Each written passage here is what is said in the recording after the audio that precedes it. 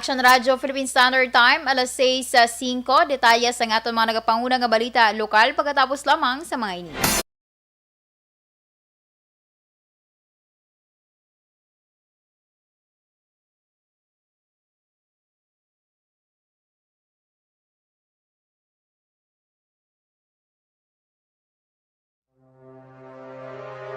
The Candidates Forum.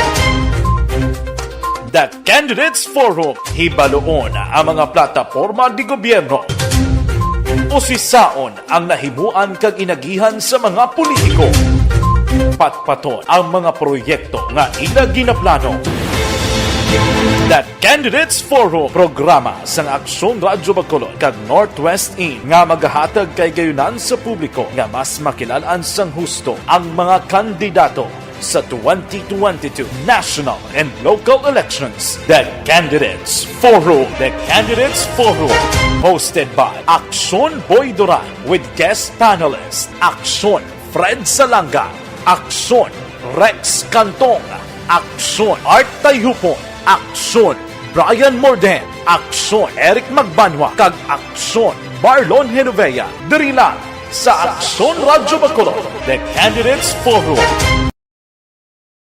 Bangod sa pamahog sing COVID-19 pandemic, madamo sing kompanya kag local government unit ang nagpatuman sang work from home sa ilang mga empleyado. Naga-work from home kung naka-close contact sa nagpositibo sa virus o kung mismo nagpositibo sa COVID-19. Madamo sang benepisyo ang mahatag sang work from home, pero hindi naton malikawan nga maboard kag ma-stress bangod sa sini nga setup sa masobra na isa ka tuig nga pagpakiaway sa COVID-19. Base sa pagtuon sa United Nations International Labor Organizations, nagatugas sing stress ang tuman niya pag-usas ng gadgets kangay sa cellphone kag computer. Gani, iyaring pila ng mga poslanong nga action tips sa mga nag-work from home. Una, mag-set up sa workspace sa mga balay sa tuyo nga makafocus sa imong trabaho. Ang workspace ay hindi kinahanglan nga dako nga kwarto, ang importante, komportable ka sa imong trabaho. Matapos ang pila ka oras nga nagapungko ka mag-computer, dapat may tion nga mag-stretching agud malikawan nga ma-strain ang imong likod o konliog. Time management. Maghimo sa imong time schedule kag mga talapuson nga trabaho para maging organisado. Magkaon sa husto nga tion, labi na ang pamahaw kag pilion mapagkaon nga maka-boost sa imong memory, concentration kag alertness kaangay sang pumpkin seeds kag dark chocolate. Kung mayaras mga online meetings, advance nga ipahibalo sa imong mga upod sa balay, agud malikawan ang mga disturbo. Ang pigaw nga internet connection ang makatugas sa stress, gani ipreparar ang backup kaangay sa ibang network na may maayong signal para sa mobile data. Take a few breaks. Ini sa tuyo nga hindi ma-drain ang imong brain. Maghampang sa imong pet o kung magpumatid sa music. Sa tion nga may concern kag problema, ipabalo sa imong team leader o kung sa boss para masolusyonan. Una sa balita, una sa aksyon.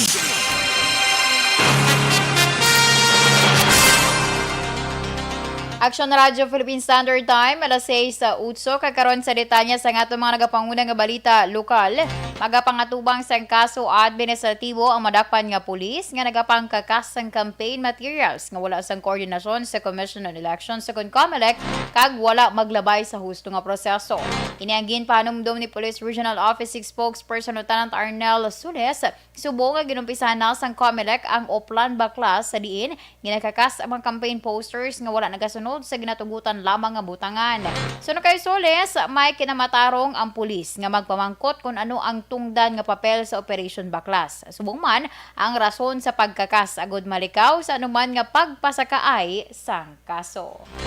Wala sila right na magkakas kung hindi sanction sang COMELEC. Mas lalo na kung sila lang, no? Wala sang direct mahalin sa COMELEC, hindi gini na pwede.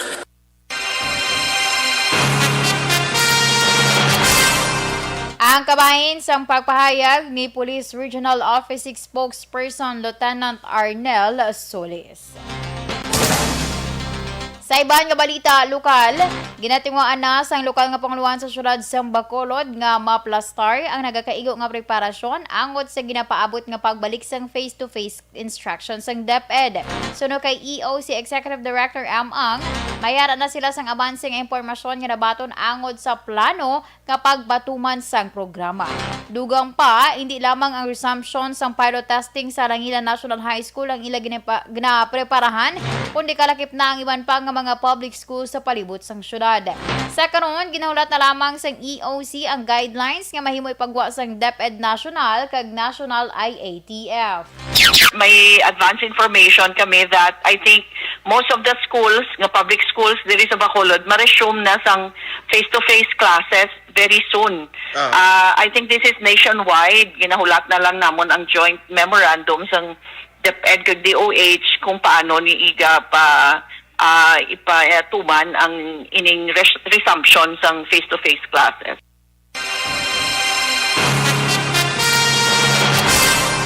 Ang kabahin sa pagpahayag sa EOC Executive Director nga si M. Ang.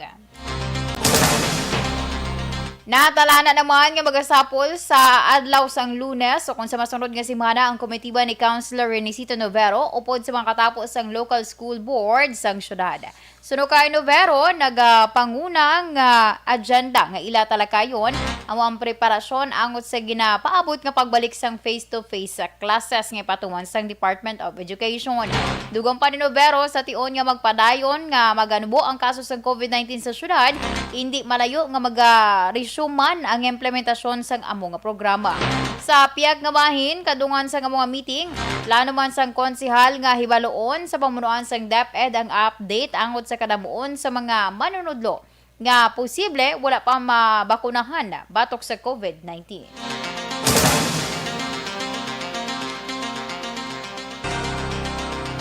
Sa iban pa nga balita lokal, nagalaom si Vice Governor Jeffrey Ferrer nga mapadayon ang pagpauntat sa importasyon sa kalamay.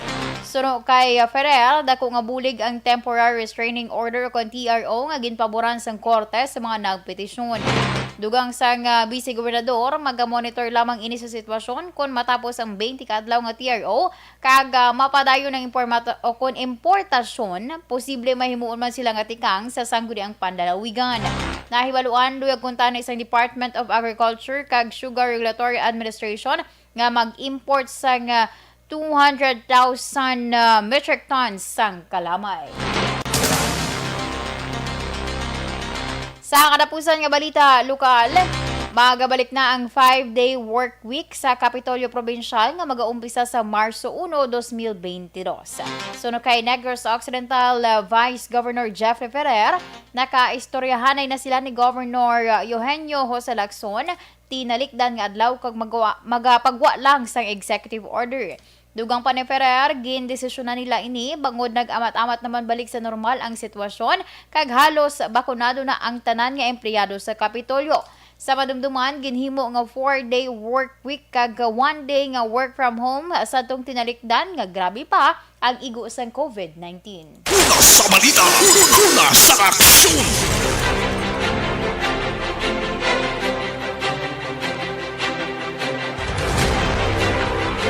Sa Anton Plus Gold, ako mabulig sa pagpadamo sa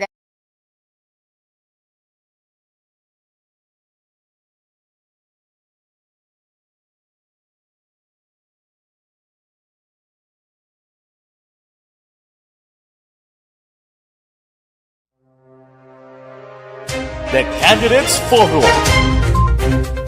The Candidates Forum. Hibaloon ang mga plataporma di gobyerno.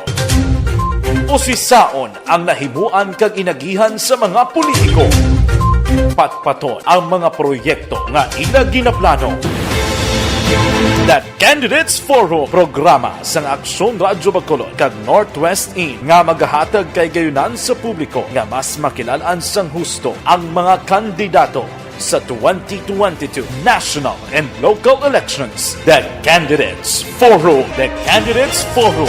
Hosted by Aksyon Boy Duran with guest panelists Aksyon Fred Salanga, Aksyon Rex Cantong, Aksyon Art Tayupon, Aksyon Brian Morden, Aksyon Eric Magbanwa, kag Aksyon Marlon Genovea. Diri lang sa Aksyon Radyo Bacolod. The Candidates Forum.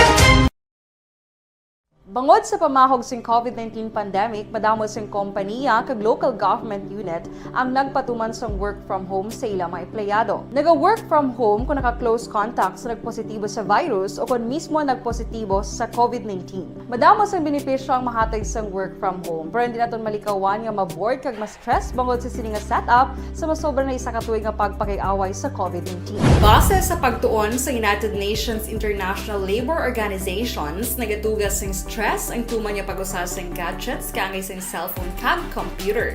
Gani, iyarin tila ng mga poslano nga action tips sa mga nag-work from home.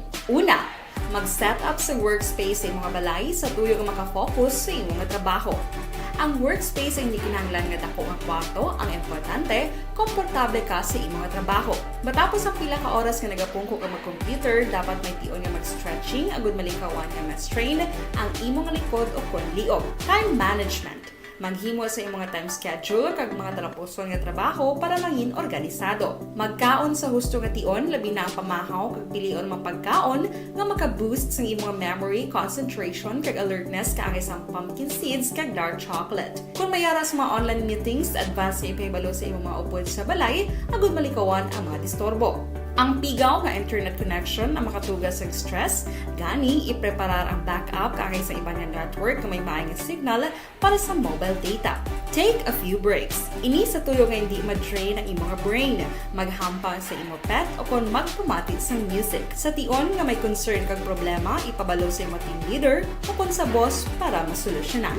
Sa work from home nga setup, ikaw ang may uyat sa imong nga oras. Makasave ka sang plete, makasave ka sang pagkaon, makasave ka sang kwata, kag makaupo no pa ang imong pamilya. Ang work from home ay may madamo nga hangkat, pero mas madamo sa gihapon ang mahatag nga benepisyo. Ini si Aksyon Daughter Kabato para sa Action Tips, una sa balita, una sa aksyon, sa Bacolod, Aksyon Radio.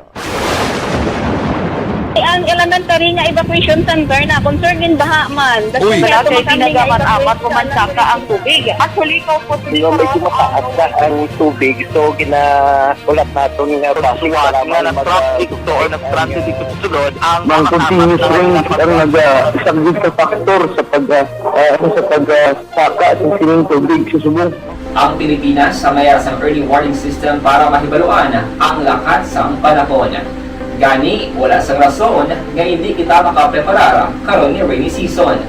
Yari ang pila ka mga action tips nga dapat mo may baluan. Kung nagapuyo sa lugar nga masabi ginabaha, mag-monitor sa balita para sa anunsyo sang pag-asa sa lakat sang panahon.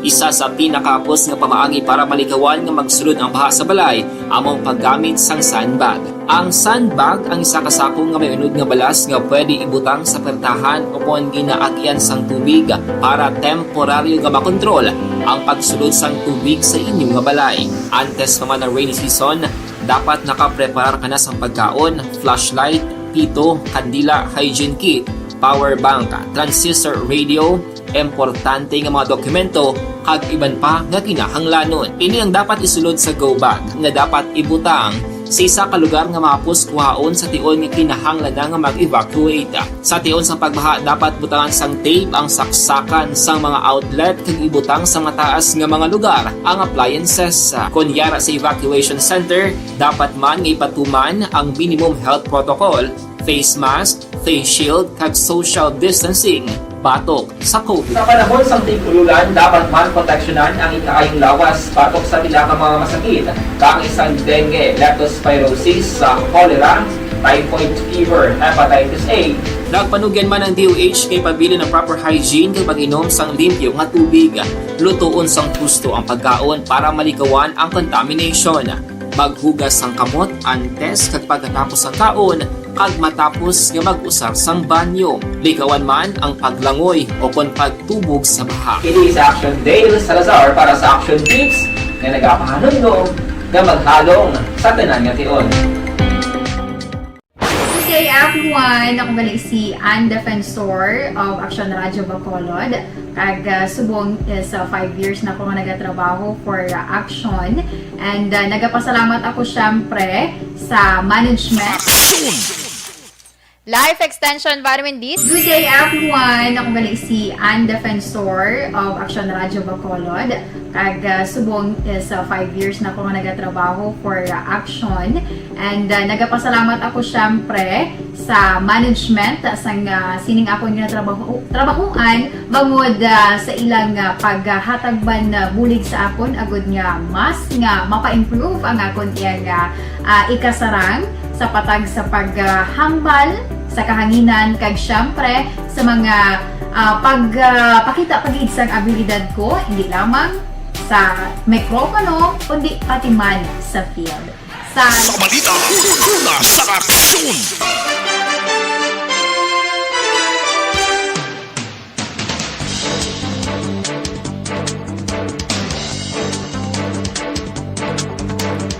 Kagkaroon sa detalye sa aton mga nagapangunang nga balita nasyonal.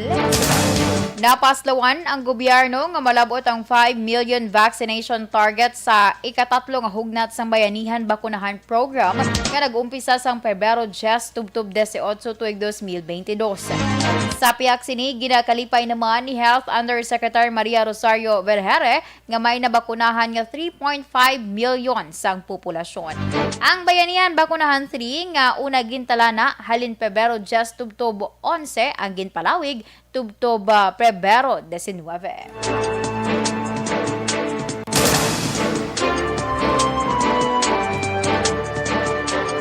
Nag-abot na ang 5 ka Pinoy, laki pang 1 ka bata, gikan sa Ukraine, Biyernes ng gabi. Ini ang unang batch sa mga Pinoy nga kabahin sa repatriation of efforts sa Pilipinas kasunod sa nagsaka nga tensyon sa Eastern European country. Ang unang batch ginalakipan sa 1 ka turista, 3 ka overseas Filipino workers, kag 1 ka bata nga ang amay 1 ka citizen sa Ukraine apang nagatrabaho sa Dubai. Ginpahayag sa 1 sa 3 ka OFW nga gindesisyonan sini ang pagpauli sa Pilipinas agud masiguro ang iya safety tungod sa posibilidad invasion sa Ukraine sa mga masunod nga adlaw. Sa naibaluan, may masobra 400 ka mga Pinoy ang yara sa Ukraine.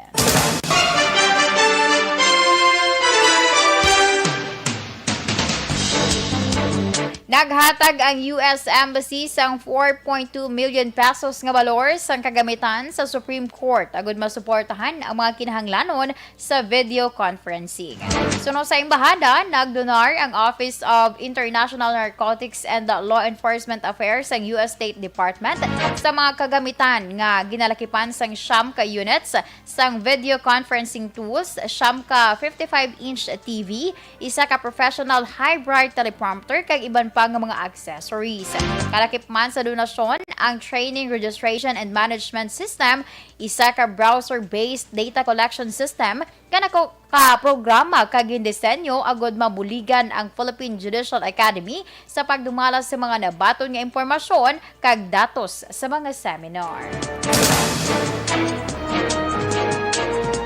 Ginanunsyo sang European Union o kon EU nga maghahatag ini sang pondo balor 10,389,839 ka euros para sa normalization projects sa Bangsamoro Autonomous Region in Muslim Mindanao o kon BARMM. Sa statement, ginpahayag sa Project Steering Committee sa Mindanao Peace and Development Program Peace and Development sa BARM nga ginaprobahan sini ang 4 nga proyekto nga magasuporta sa normalization program sa rehiyon. Suno kay Christoph Wagner, Head of Cooperation sa EU Delegation sa Pilipinas, ang programa magatutok sa camps transformation, socio-economic interventions for the acknowledged camps in Marawi City, lakip na ang decommissioning process para sa MILF combatants.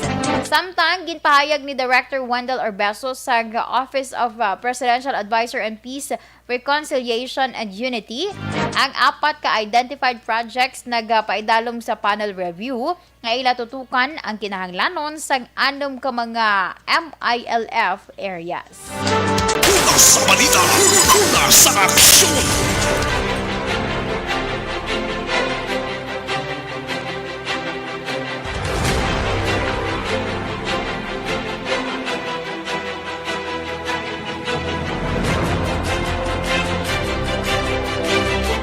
Aksyon na Radyo Philippine Standard Time, alas 6:25. Kaginyo ginpamatian, nagabugasan nga detalye sa ngaton mga natipon nga mga balita. Diri lamang sa Aksyon Balita Evening Edition, karon nga adlaw Sabado, Pebrero 19, tuig 2022. Sa liwat ang inyo tagbalita, Aksyon and Defensor. Mga ka-aksyon sa din ka man sa Pinas, laboton ka sa ngamon balita kag serbisyo. Sama-sama tayo, Pilipino. Una sa balita, una sa Aksyon, sa Bacolod, Aksyon Radio. Aksyon Radio.